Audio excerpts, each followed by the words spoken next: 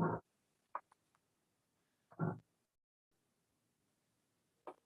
saw that. That's a lolly.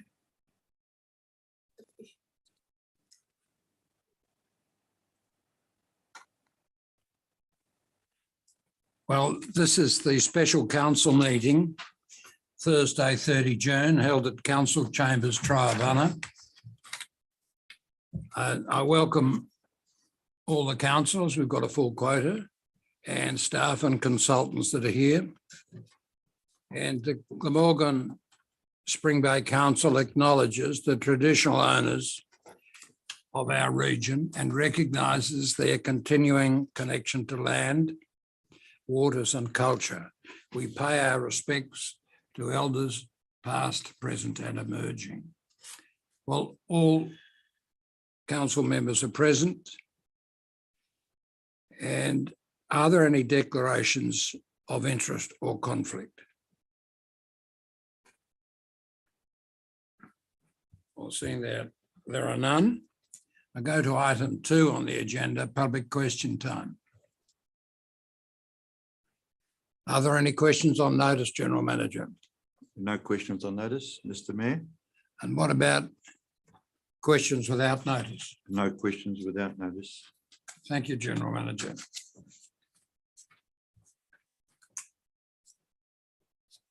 Now, the next item is item 3, Officers' Report requiring a decision, budget estimates and rates resolution.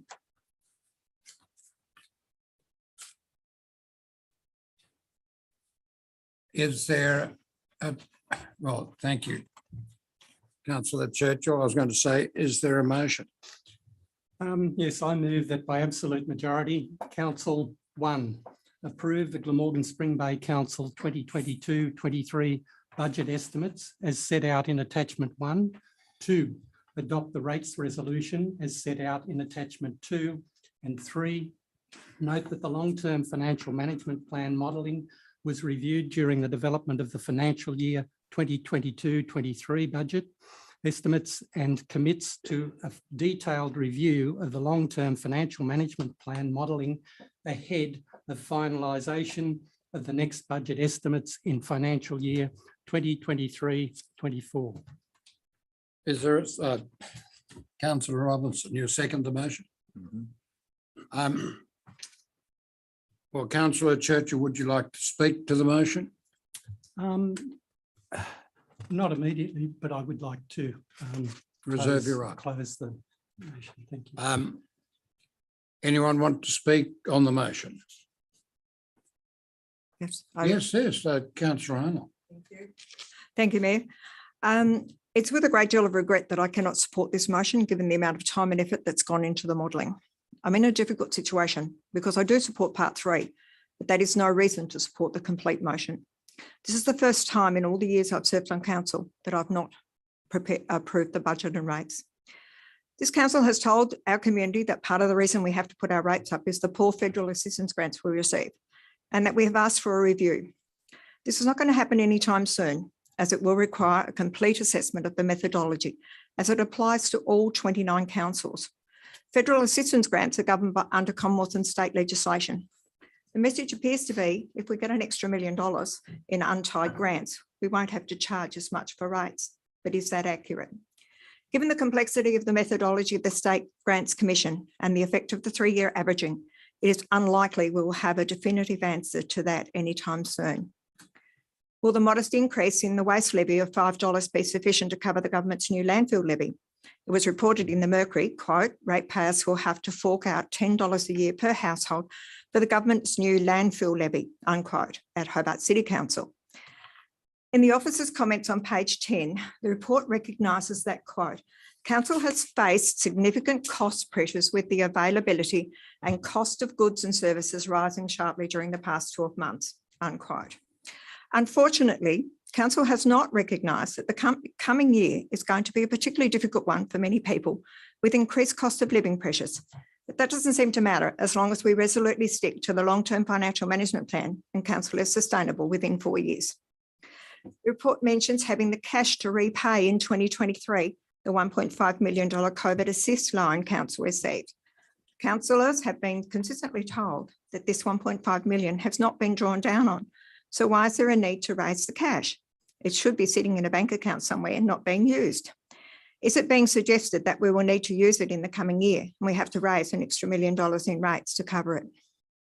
Late yesterday, the General Manager identified that there had been an error in the report in the citing of the planned capital works at 7.4 million, when in fact it is 6.9 million. There appears to be a further error in the report that relates to the underlying financial deficit. It is cited in the body of the report as 0.772 million, but in the P&L, the bottom line of the budget shows a deficit of 506,311.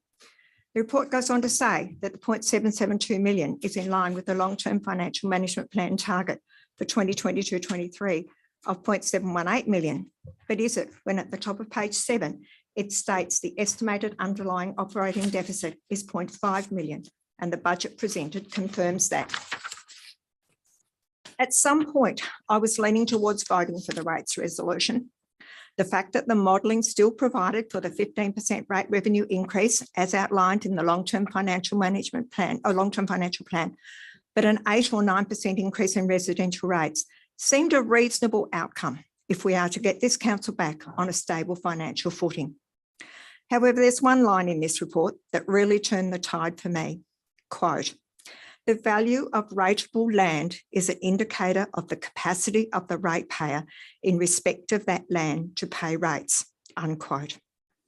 This is a particularly offensive statement and one that I will not support.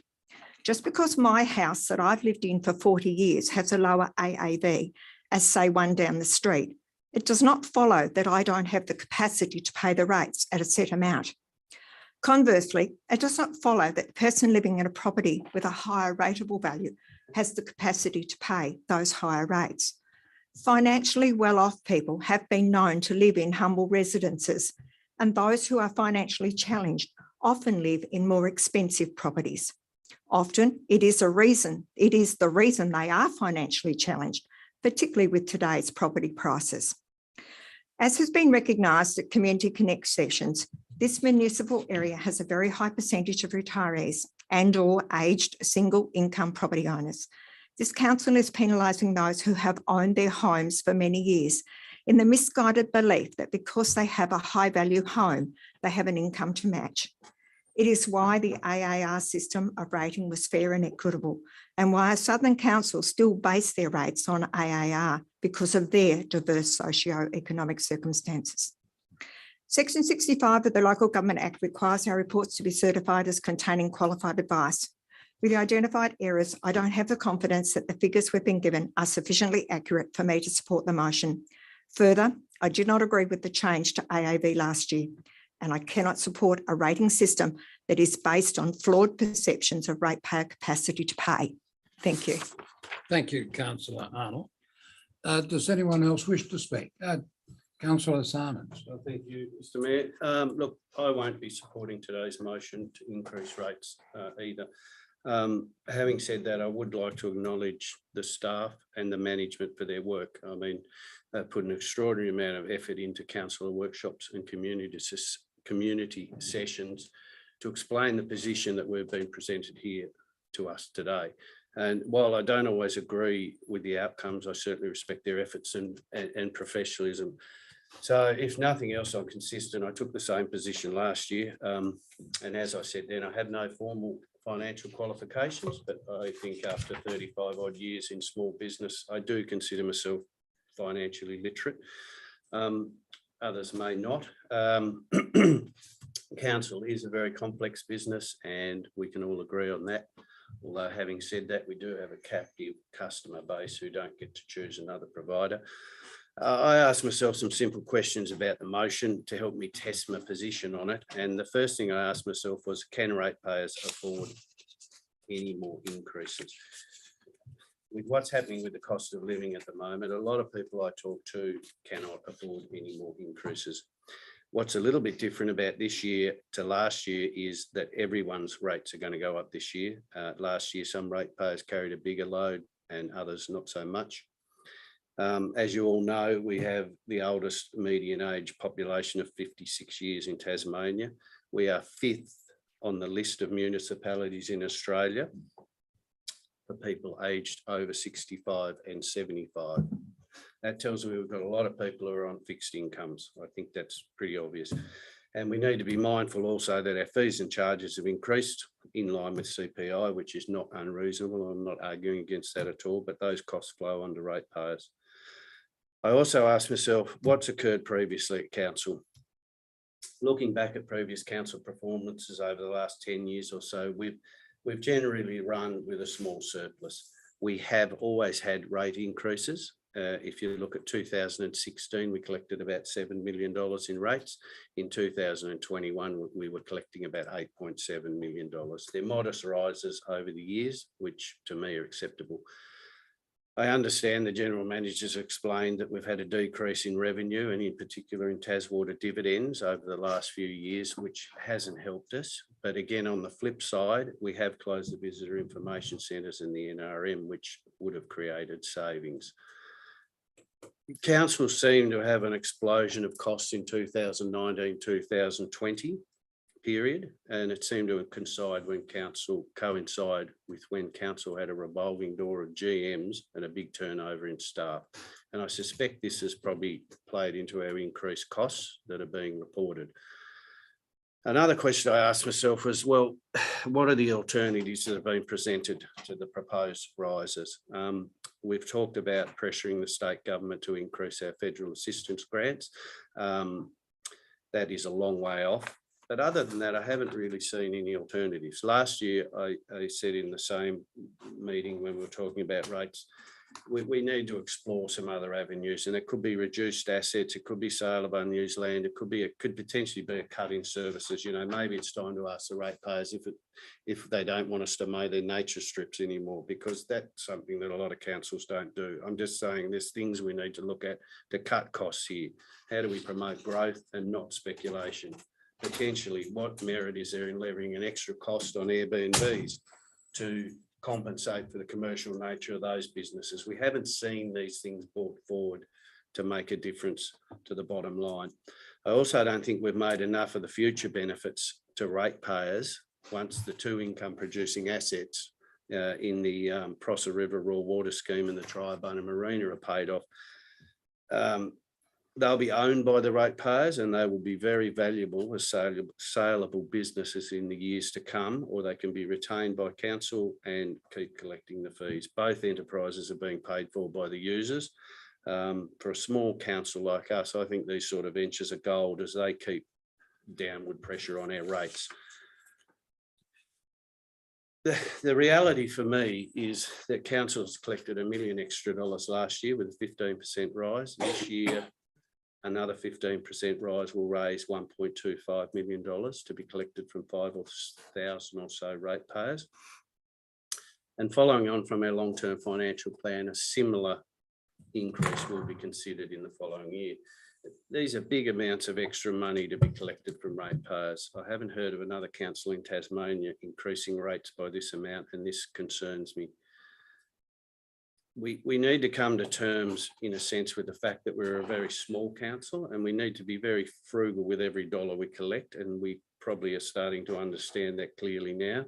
We need to get used to the fact that we'll be on the lower end of grants and handouts. We can't compensate for that by just agreeing to put the rates up. There's a limit to people's ability to pay. I know this management team has the ability to provide us with other options, and I think they've just been snowed under with work, and potentially they can start to come to the fore with other options for us. But my opposition to this motion today probably won't make much difference, as I believe the majority consensus will see this motion passed, as it is the only motion on the table. It is a difficult decision for me not to support our officers and their recommendations, but in this case, I have to put the ratepayer first. Thank you, Councillor Simons. Does anyone wish to speak for the motion? Councillor Robinson. Yes, just through you, Mayor, just briefly, I recognise what Councillor Simons and Councillor Arnold are talking about in relation to costs increasing for every ratepayer in the municipality. And that's not something that any of us like to see, including, businesses and primary producers and so on. But the thing that I'm looking at, and I'll be voting for this motion, is following our long-term financial plan and sticking to that. I think if we're going to be a sustainable organisation, we need to stick to our long-term financial plan. Otherwise, we will go backwards financially. Our expert advice in relation to today's decision tells us that not only costs have gone up for the general ratepayer, but our costs have gone up 1.1 million for the council. And the CPI is running at about 5.8%. We've had a 3-year staff EBA employment agreement just announced. So the costs for council are going up, and I recognise what Councillor Simons is saying. Are there other ways of raising money? But I think in the short term, for some long-term gain, this is the path we should follow. If we start looking at other things, we will get further, as some of the graphs that our experts have showed us, will get worse and worse off financially. And I think for some short-term pain in the next 2 years, last year was, a bigger increase, a bit smaller this year, and then it'll gradually diminish. I think that if we want to be viable and sustainable, we need to follow this long-term plan. And I'll be supporting the motion today. Are there any other speakers before I call on the mover to exercise his right? Yes, Councillor Brown.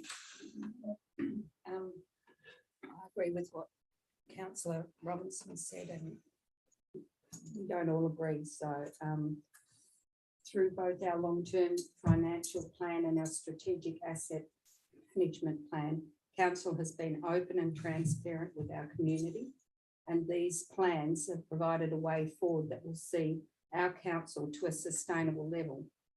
This budget sees our service charges hardly increased. I've looked at many council rate resolutions in the last week, and our 5.121 cents in the dollar ABA rise compares with other councils, some having larger or similar rises.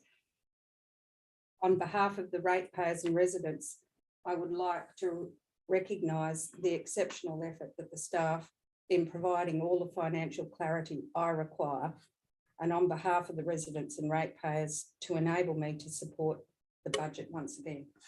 Thank you. Does anyone else wish to make a comment? Councillor Braney. Thank you, Mayor. First of all, I'd like to agree with some of the statements that have been made by Councillor Arnold and Councillor Simons, especially in relation to issues like currently the financial situation of Tasmania and outside of this council's dealings is definitely an unknown. Who knows what the Reserve Bank's going to do with the next interest rates, etc. But that's not a condition that we can deal with here in these, when we set our rates, and any attempt to do that would mean we'd have to wait until every time the Reserve Bank made a decision on that sort of thing. The underlying error that Councillor Arnold mentioned is in the figures, briefly touched on. I've been looking closely and in relation to the workshops and also other information that we've been provided with, including this report, but not limited to this. And I don't see an obvious case of errors in the information from the professional advice that we've received. In fact, what I've seen is a very careful and a conservative way of dealing with an issue that is painfully obvious to just anybody who looks. And that is that council is in a situation where we have to be fiscally very conservative. We have to look at what we're going to be doing over the next 10 years is the least we could do. The fact that we're now on the track of following that long-term financial management plan, deviating from it, as far as I'm concerned, would be probably more of an error than anything I've ever undertaken in my time. one of the statements that was made and quite correctly was questioned was the statement that the value of rateable land indicates the capacity of a ratepayer to pay rates. A damnably unfortunate statement, but it is a fact that if you only just took out the word capacity and stated instead, the value of rateable land indicates the only valid indicator of the ratepayer's capacity to pay rates or their requirement to pay rates, that is their tax. And as far as I can see, the only problem was the word capacity. It should have been the only valid indicator, which it is. There's no other indicator we can use.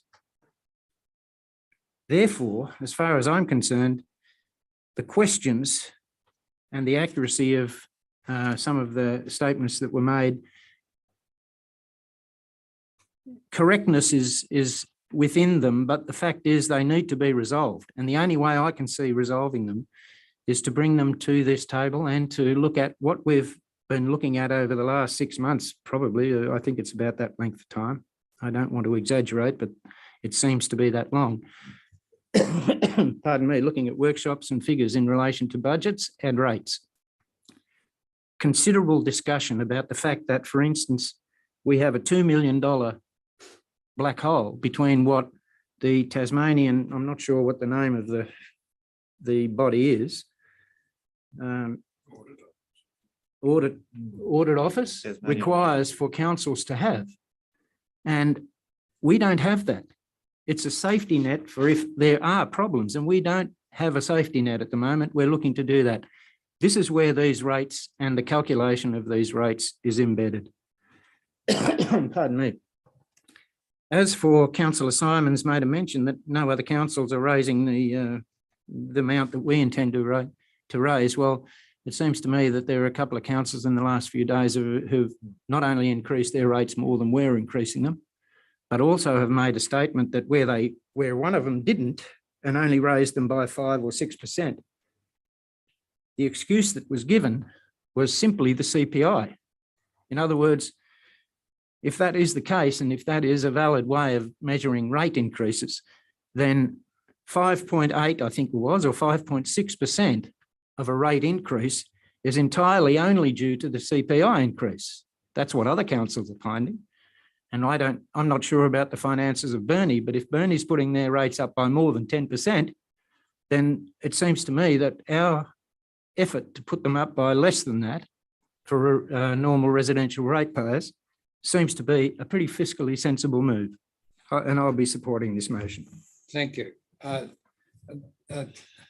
Deputy Mayor Woods, please. Thank you. I would like to acknowledge and congratulate all councillors around the table for their the time and effort that they've put into with regards to this budget. Whether you support it or not is entirely up to you. It's not an easy one, and it's certainly not easy in the climate that we're in now, with everything, as been mentioned, with everything going up in cost of living and that's. But in my head, everything's going up, so we have to go up too to be able to cover the costs.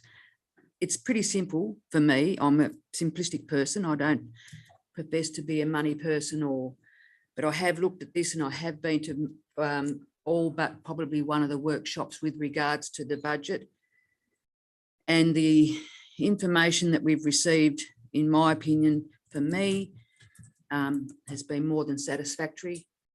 And it's not an easy decision to make, to put the rates up, but for us to be sustainable, I believe that that's how we must go. Whether we do or not is entirely up to the vote at the end of this debate. I do have a couple of questions with regards to within the report, and it says on page 7, under operational budget, the underlying financial results for council for 2022-23, excluding capital grants and so on. And the last sentence, in addition to this, council will have the cash necessary to make an in full loan repayment of 1.5 million in July. This, I believe, and if it's correct, is that the loan that we have got down, we had presented to council or council received, I should say, with COVID Emergency. emergency, yeah. Thank you for the question. Yes, that is the COVID emergency loan. That was an interest-free loan that we received for a period of 3 years. That'll be due for repayment in full. So yes, so we're trying to ensure that we've got that money sitting in the bank, ready to repay that. The only other thing going on with loans this year is there are 2 marina loans that will come to the end of their term that need to be refinanced. So that'll be taking out a new loan of about $440,000. Thank you. Thank you. Yeah, lots. Okay. And on page 8, with regards to rates and charges down the page in A, rates constitutes taxation for the purpose of local government rather than a fee for service. That statement has been sort of bandied around a fair bit lately, and especially last year. I'd like, and if I could ask the General Manager for a explanation of that.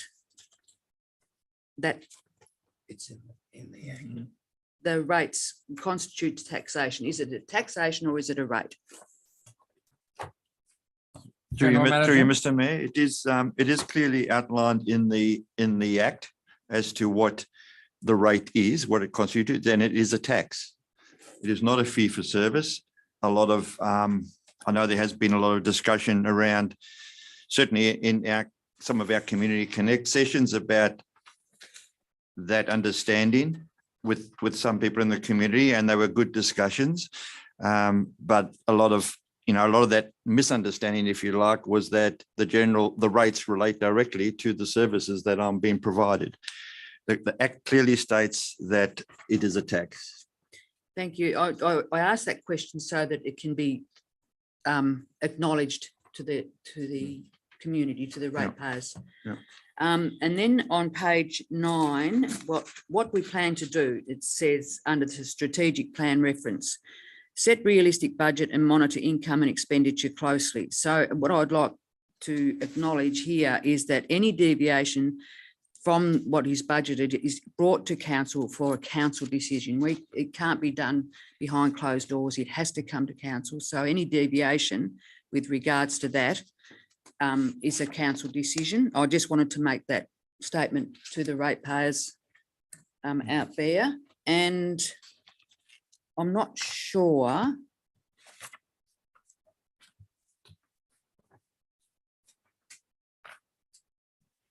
I think the rest of my questions come in the next. Yes, so again, I thank all councillors and staff, acknowledge the staff, the tremendous amount of work that they've put in for presenting this report to council, and for us to have to make a decision that's not going to be palatable to some people. And for that, that was just an acknowledgement. Thank you. Thank you, Deputy Mayor. Before I call upon Councillor Churchill to reply, I would wish to make a statement relating to the rates and this resolution. I've been on council since September 2020. I'm aware of Deloitte's report into council of 2015. We didn't follow the recommendations Deloitte's made. Then there was a performance improvement direction given by the Director of Local Government at the time, just before I came on council, I think July 2020, by Alex Tay, the Director. And they were very onerous directions about things that we had to do. This council's done those things. Then there was the Office of the Auditor General that reviewed our last financial year position. And there was also a report from KPMG. And I note that there were reports in the newspaper about councils not financially performing well. We did not figure in that adverse comment as reported in the Examiner. I note that the municipality just to our north did figure prominently. I want to add a couple of more things. In looking at what's fair and what can be afforded by our ratepayers, there are 29 councils in this municipality and in this state, thank you. I'm nervous, you see, Deputy Mayor Woods, that's the trouble. There are 29 councils in this state. We have a median that's below, that's not average, it's the middle of the range income of all those councils, fifth from the bottom. Fifth from the bottom. We're a poor municipality when it comes to the wealth of the household. If you knock on someone's door, there are one or two very rich people living in this municipality, but for the median, those that have to pay the rates, it's a bit more than the average Joe Blow. It's the median's a bit of fairer method of determining. We ain't got the money to pay an increase in rates. Now, another thing from the Australian Bureau of Statistics, it appears, and I haven't analysed the statistics produced on the 28th of this month. I was told that not all are available for the public as at yesterday, but we have the oldest median age of virtually any municipality in the whole of Australia. One of our towns has a median age of above 65. And I think it might have been Councillor Simons or Councillor Arnold said the median age of this municipality is 56. In my ex-lawyer's capacity to add and subtract 2 and 2, I calculated that out of the people residing in this municipality, forgetting about children, over 60% of the people here are either retired or on government benefits. And we can't go to the boss and say, give me a rise. We can't say we'll do some overtime to pay for the extra rates. As is well known, I wrote to the 4th local government minister that's been local government minister in the 20 months that I've been the mayor. And this local government minister did reply. It took a while to get the reply, and I've been talking to council and general manager about publishing the letters and the reply. But one of the things that says, the way I read the letter, is your houses are worth more, therefore you've got a capacity to pay one, and you don't get the grants that other people get because you're not rating your residents and ratepayers enough. Now, this approach doesn't take into account the things that Councillor Arnold very rightly raises, that it's very difficult for our residents to have the capacity to pay the extra rates necessary to cover for the loss of the grant that other adjacent municipalities get. Now, Southern Midlands gets $1.83 million grant from the federal monies distributed by the state in that sum to help run the day-to-day operations. Ours was last year around about 200,000, and that it would have been 147,000 if it hadn't been for what's called a collar. That is, you can't drop the rates for the grant faster than a certain percentage. And you can't run this council on 147,000. But if we got even over $1 million, as Breakaday get 1.3 million, Sorrel get 1.3 million. And we'd hardly have to increase any rates at all, in spite of the fact that material costs have gone up through the roof. The staff here, with our consultant accountant, Marissa Walters, and our general manager, have done a wondrous job. I've been told that they've been able to cut $1 million out of the recurrent expenses that existed in the council's budget before I became elected 20 months ago. Commendable. We don't have a lot of reserves, but and I used to run businesses and a legal practice for many years, and even with my brother owned a hotel and made it to work quite well, which is somewhat of a feat, bearing in mind you've got to keep an eye on the cash. The fact is that when the pressure comes on, if you've got a good relationship with your bank, you can go down and say, look, the pressure's on, Mr. Bank Manager. The rates are a bit slow in coming in because there's been a big bushfire down south and there's been a flood up north. Can we have a few $100,000 to cover us? And as a businessman with a relationship with your bank, 9 times out of 10, they say, no trouble, no trouble. Builders, I suspect, have the same benefit. I don't know, I've never been a builder. I lived in a house, that's as much as I know about building. But we're not allowed to borrow from the bank.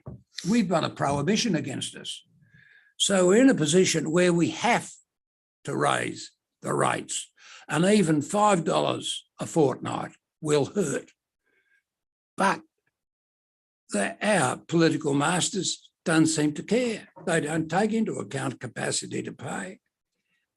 We have no choice. So I will very reluctantly vote for this motion. Councillor Churchill, if you want to reply or exercise your right. Thank you, Mayor.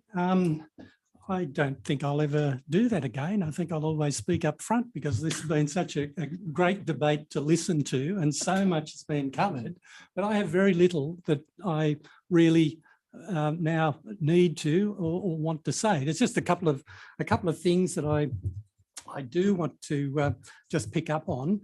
One was the question that, or the issue that Councillor Simons raised about the perhaps a differential rate for Airbnb.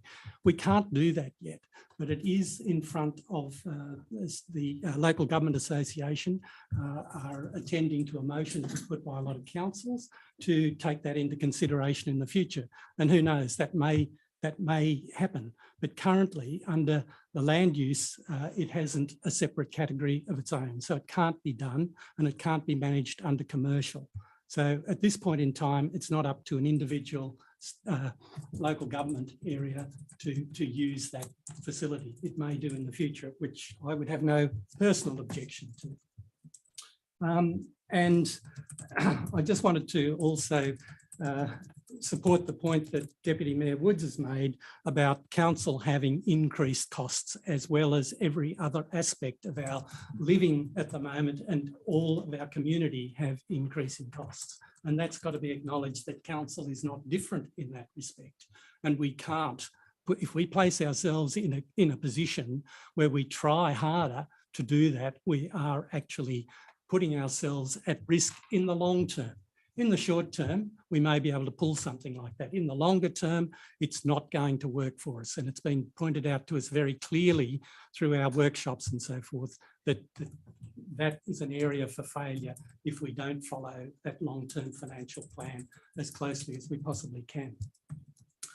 I just want to say too that the officers' reports presented with this agenda item contain the information we need to give council and community confidence in a decision to support the budget and rates resolution. These are comprehensive reports, and I do hope that people, community, take time to perhaps have a look at those reports in the agenda, because I think they've been particularly well presented with a lot of work from our staff and with some councillor contribution as well. I'd have to say in my 4 years on council, I've never felt better informed in terms of our financial position. And that is because we now have our financial and asset management plans, strategies and policies in place. And more importantly, they are compliant. With the assistance of our General Manager and his staff, Council is now focused on core business. We know our financial position. We know how much we need to stay in line with our long-term financial management plan. With the expertise of Council staff, we've workshopped our financial position and taken it out to community over several months. Our directors have explained why we need this budget and how much is needed to operate Council services and to maintain our assets, such as roads, parks, buildings, footpaths. We're now into the second year of our 10-year financial plan. I believe that the rates recommendation has been determined in a fair and equitable way and is in line with our budget, while still allowing for an underlying operating deficit of $500,000. Again, I'd like to thank all of the staff and all the councillors for all the work that's been done here. And it's just been quite, I believe, quite phenomenal, the amount of time and effort's been put into people like me to try to get us to what is hopefully a sustainable position. Thank you. Any further comment? No, can't be. That being the case, I put the motion. All those in favour, please raise their right hand. Against? I declare the motion carried by an absolute majority, 6-2, and the two voting against were Councillor Simons and Councillor Arnold. Thank you very much, all of you, for your input into this exceptionally difficult matter.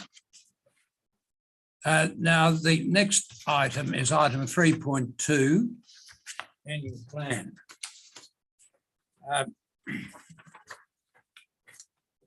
Can I have a motion, please? Councillor Brennan. Thank you, Mayor. I move that Council adopts the 2022/23 annual plan as attached to this report. Is there a seconder? Councillor Robinson. Councillor Brennan, do you wish to speak to the motion at this stage or not? Just a brief comment, Mayor. Could you speak up a little, please?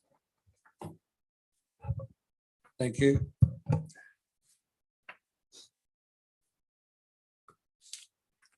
I'm just referring to the attachments, and on page 22 of the document. Just wanted to acknowledge, first of all, the efforts to present the annual plan the way it's been presented, but I also want to flag to people on page 22, the structure, organisational structure, shows that the four directors, three directors and manager, have a workload that none of us would envy. And just for the record, I'd like to quote them.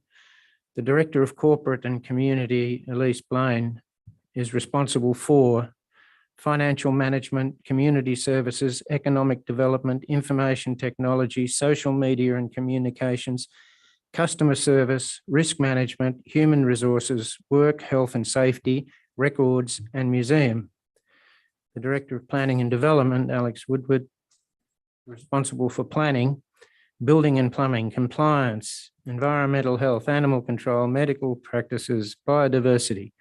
The Director of Works and Infrastructure, Peter Porsche, roads, bridges, footpaths, stormwater, parks, reserves, walking tracks, waste management, asset management, public amenities, cemeteries, emergency management.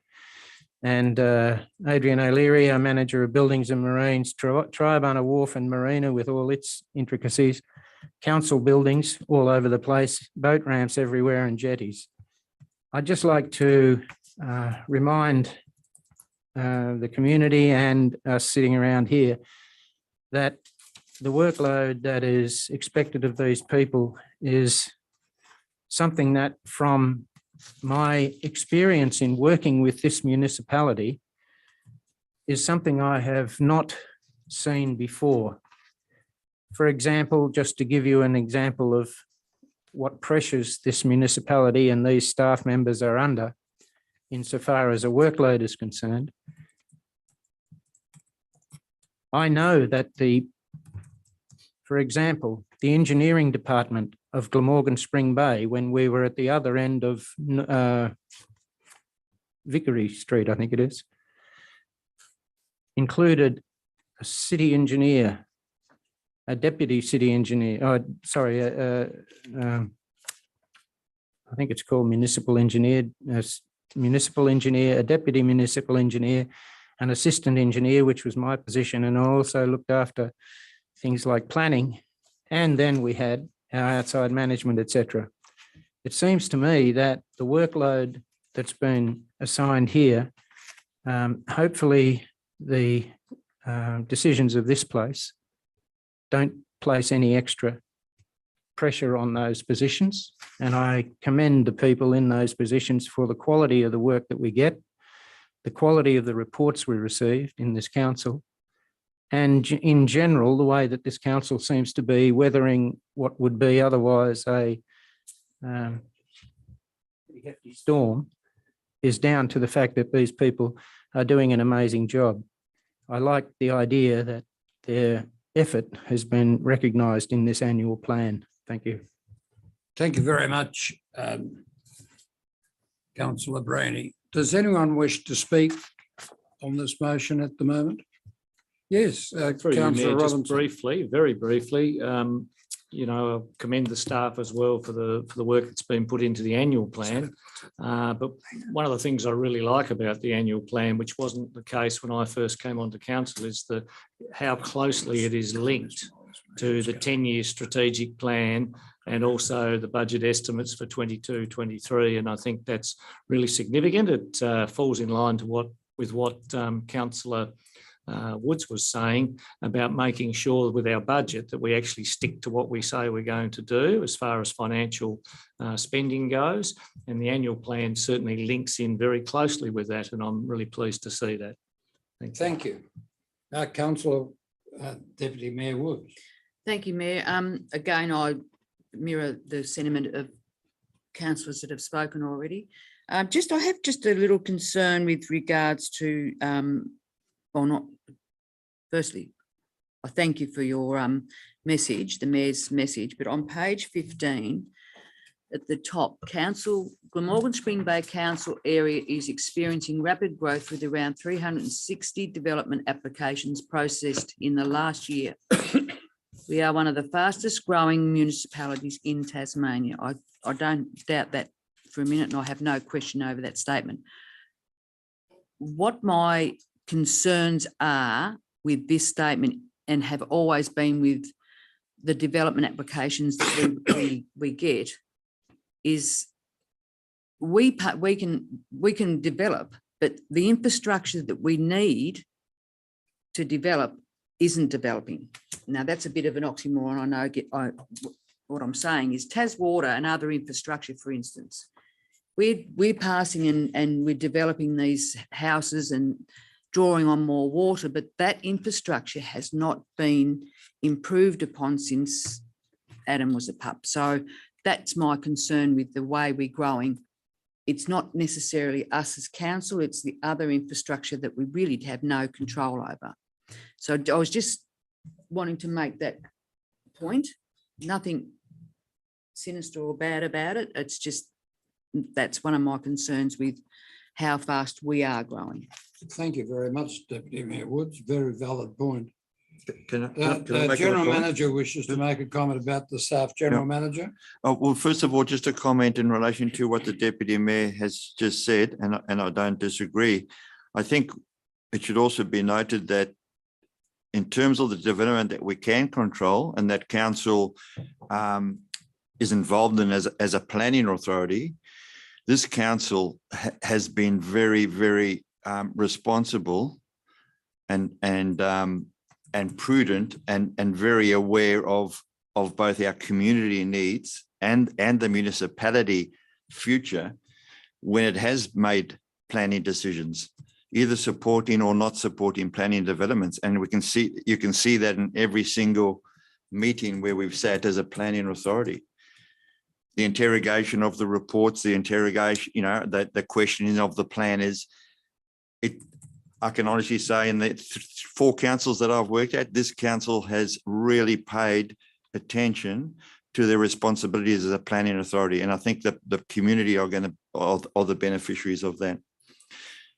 Just in terms of every single council, I think the councillor that spoke today, in particular about the previous report, the budget and the rates resolution, made positive comments about the staff and the effort. And I just want to concur with that and reiterate that this team is just gun. It is a wonderful team. We are very, very fortunate to have people of the caliber that we have on board. And I just look at that page 22 that Councillor Brini referred to, that staff structure, and just reflect on 20 months ago and the journey that we've been on since. And I think it's been a journey that wouldn't have happened without the elected member support. And certainly I am very, very thankful for the team that we have on board. Thank you. Well, in light of those comments, I put the motion on. I'm sorry, yeah, done. Councillor Arnold, I didn't see you raise your hand. I apologize. Thank you. Overall, I'm in agreement with the annual plan as it does align with the strategic plan. Picking up on Councillor Brini's comment regarding the workload pressures of the directors, I am disappointed that under strategic pillar 5, no recognition has been given to the role that the section 24 NRM committee could play in achieving the focus area that requires council to involve, engage and equip groups and individuals in natural resource management. A single entity such as the NRM committee to bring together the groups and individuals that are involved in natural resource management would surely be a better use of council's resources. Strategic pillar 3 is our people and focuses probably quite rightly on our staff. The strategic plan, though, is a community focused document. So is it time that we include all people in our communities in the strategic plan? It is something that probably could be reviewed in the next iteration of the strategic plan. In the 20+ years as an elected member, this is the first time that I've not approved the budget or the annual plan. Given that I do not support the financials that will be inserted in this plan, I reluctantly cannot support the motion to approve the 2023 annual plan. Thank you. Are there any other speakers in case I missed someone? If that's the case, I'll put the motion. All those in favour, please raise their right hand. Against? I declare that the motion carried by an absolute majority. There is one vote no. Councillor Arnold, all the rest are in favour of the motion. Well, I don't think there's anything else on the agenda. And accordingly, I declare this special meeting closed at 1:24 p.m. And thank you all for attending, and thank you for your contribution. Very valid contributions they were. That's an agony to have to deal with the matters that we dealt with today in the circumstances that we have, and what seems to be the disregard by those that distribute the Commonwealth Government grant money, the disregard of the need and the capacity of our ratepayers and residents. Thank you.